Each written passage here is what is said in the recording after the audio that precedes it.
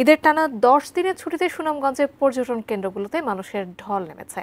নারী পুরুষ শিশু কিশোর সব বয়সীরা এক সারিতে মিলে ঈদের আনন্দ উপভোগ করছেন টাঙ্গুয়ার হাওরের সৌন্দর্যপূর্ণ রঙিন পানিতে শরীর ভিজিয়ে।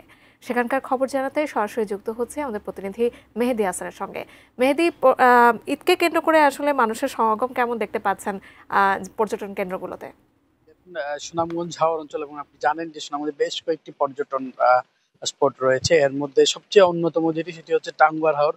কারণ এই টাঙ্গুয়ার হাওরে মানুষজন যখন আসেন বোনাস হিসাবে নীলাদ্রি লেক, টেকের ঘাট, লাকমাছড়া, শিমুল বাগান, জাদুকাটা নদী সহ বেশ কয়েকটি পর্যটন স্পট কিন্তু তারা সাথে পান।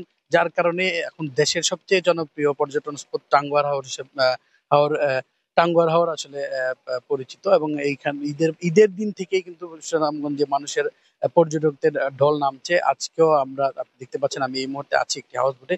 সেই হাউস বোটের নাম সিনথিয়াস ওয়াটার পোট্রি। সেই হাউস বোটে প্রায় 20 জন পর্যটক নিয়ে টাঙ্গুয়ার হাওরের উদ্দেশ্যে রওনা নিচ্ছে।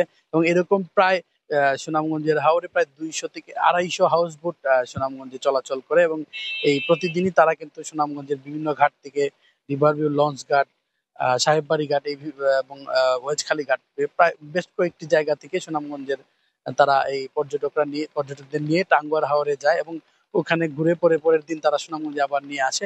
এবং এখানে যারা